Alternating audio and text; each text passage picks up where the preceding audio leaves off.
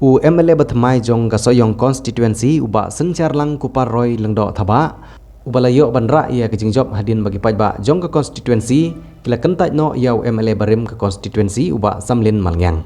La ban kedau bagi pajba jong ke constituency kila ajing Kersian yau ba sencar lang kupar roy lengdo thaba ba untam hadu lahejar sauspa arf arvut yau kertong bawan baar kata uba Samlin Malngyang ha ke ba sencar ulayo vut hadu khanriu hajar hendruspa nyop khandai.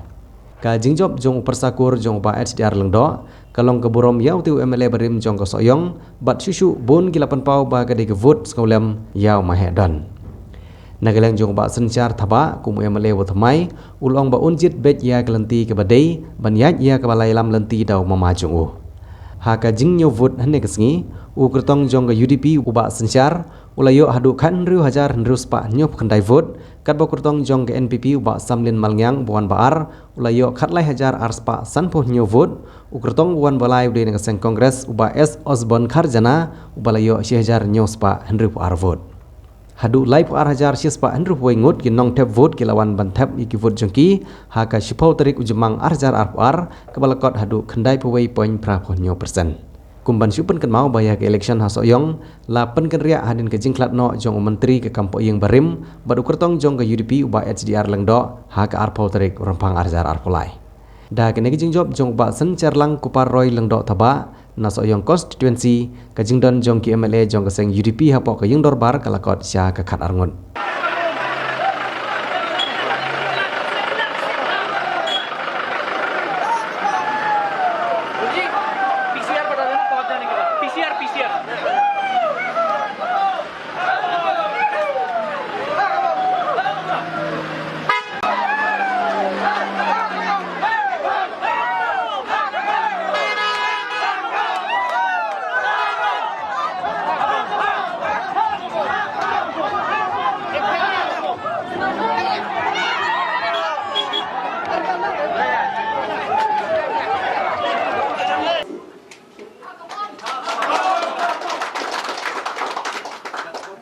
Lang sini dulu.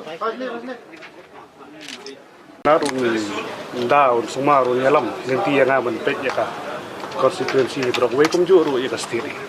So what will be your priorities?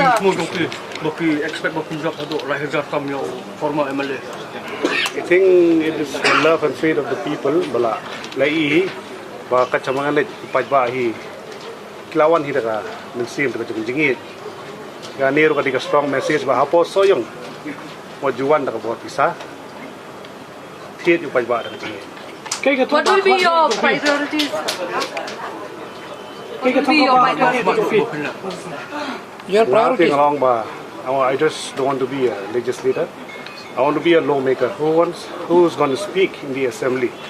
So, kini other subjects like ILP, the roster recruitment system, the UCC, which is like main campaign subject to me for the campaign. So what do you think about this demand for the review of the reservation policy? Let's see, let's wait. I have no other comments. Then let's wait. Let's see tomorrow onwards. Obviously, nama benda imahel atribun. Kikam kimati jongi gibabon. Poso yang konsensi. I am a continuation of his work. Kumala juangi. So ngan le kat bangana mandor penting bahabri susu ya kasih konsensi. What now you will repair the damage that has been done? Yeah, obviously. It's been a drought in the last 5 years. I think from today onwards, I think starts a new era. So what made the difference? Because NPP had all the machinery with them. So what made the difference? Like I have said, come to Soyong constituency.